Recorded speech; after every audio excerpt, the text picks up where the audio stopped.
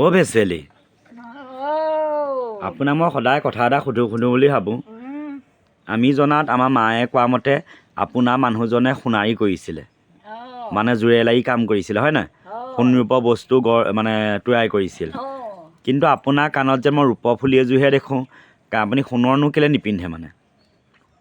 মই সোণৰ বস্তু পিন্ধিবলৈ এৰিলোঁ বোপাই ঐ। কেলে?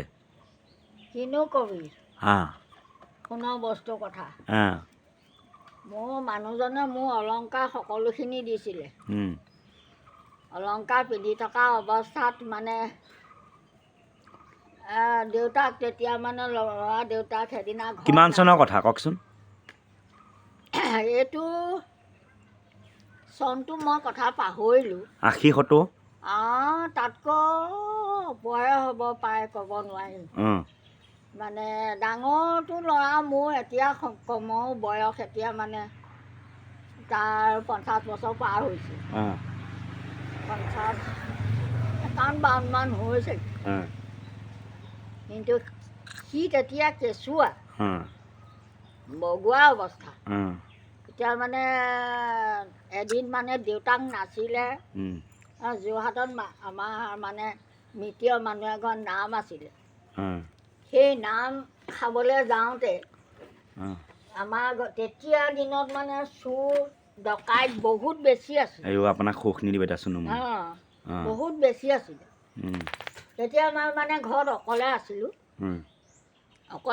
সৰু 8-9 বছৰীয়া মানে ননদ ছোৱালী এজনী লগত আছিলে মোৰ লগত। এতিয়া জীয়াই আছে নাই তেওঁ? তেওঁ এতিয়া মৰিলে। এতিয়া বছৰ পাৰ হৈ গৈছে। ননদগৰাকী মৰিলে।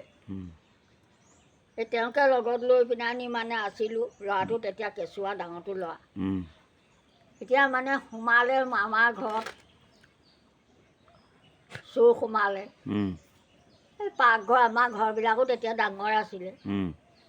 পাকঘৰ চুকত মানে বৰ ডাঙৰ সিন্ধি খানি সোমালে। সোমাই মানে দৰ্জা চৰ্জা খুলি আৰু মানে 8টা মানুহ সোমাই লৈ, মই এতিয়া অকলে কি কৰিম, গিৰিককৈ মানুহ সোমালা, দৰ্জা চৰ্জা চব ঘৰৰ দৰ্জা চৰ্জা খুলি ল'লে।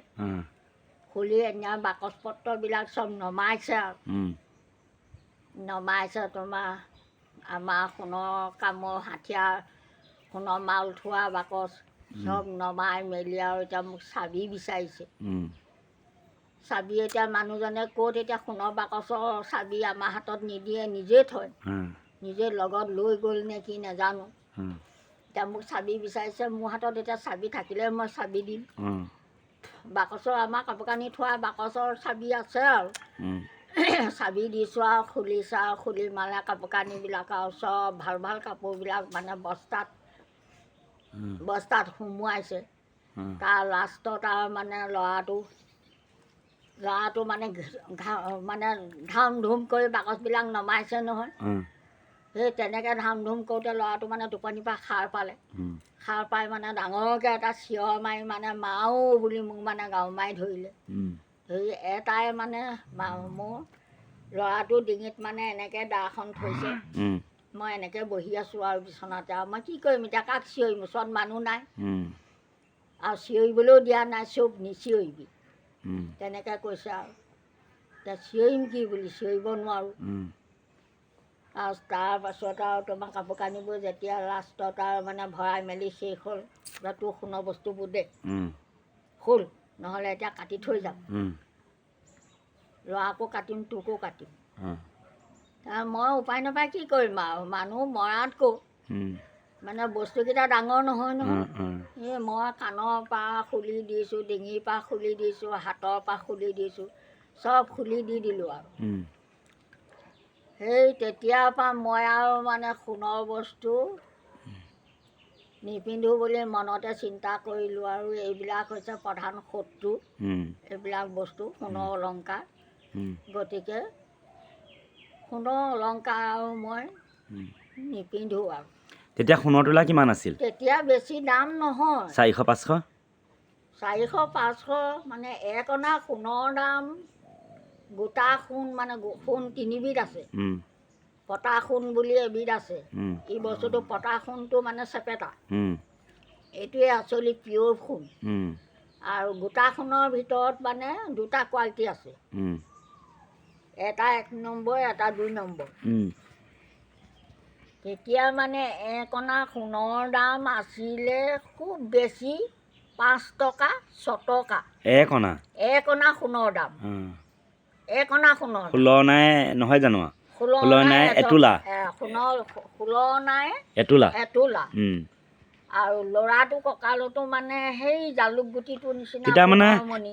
5 80 টকা মানহে আছিলে নেকি? একেবাৰে মূল্য নাইকিয়া হৈ আছিলে তেতিয়া সোণৰ। এতিয়া মানুহে ক'লে বিশ্বাস নকৰিব, উম, কিন্তু ইমানেই মানে সোণ সস্তা আছিল।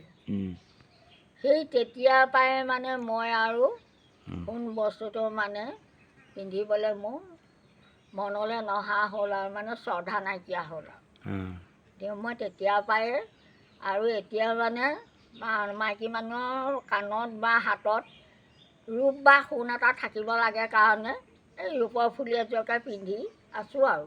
উম, গতিকে বনাই ল'ব পাৰোঁ এতিয়াও মন কৰিলে, কিন্তু মন নাযায়। মন নাযায়, মন নাযায়। দুখ লাগিব হয় নাই? গতিকে আগৰ যিবিলাক মোৰ বস্তু আছিলে, সেইবিলাক বস্তুলৈ মনত পৰিলে মোৰ চকুৰ আগলৈ গোটেই বস্তুখিনি আহি যায়, কেনেকুৱা ডিজাইনৰ আছিলে। উম, গতিকে বহুত বেয়া লাগে। সেই বেয়া লগাৰ কাৰণেই মই এতিয়া সোণৰ বস্তু নিপিন্ধা হ'লোঁ। উম। অইনটো কথা একো নহয়। মই সদায় চাওঁ মানে আপুনি মানে ৰূপৰ ফুলিযোকে পিন্ধি আছে সেইকাৰণে কৈছোঁ। সেইকাৰণে মন নোযোৱা হ'ল আৰু তেতিয়া। এতিয়া ল'ৰা ছোৱালীয়ে কয়, মাও দেউতা আছিলে সোণাৰী, তই একো এটা বস্তু তইতো মানে একো এটা ৰাখিব নোৱাৰিলি। এতিয়া তেতিয়া মোৰ মানে মনত অকণমান দুখ লাগে। মই কি কাৰণে ৰাখিব নোৱাৰিলোঁ মই এতিয়া মানে জানো। তহঁতক ক'লে কি হ'ব? তহঁতৰ দিনত এতিয়া সেইবোৰ বস্তু থাকিবলৈ হোৱা হ'লে ঢেৰ হ'লহেঁতেন।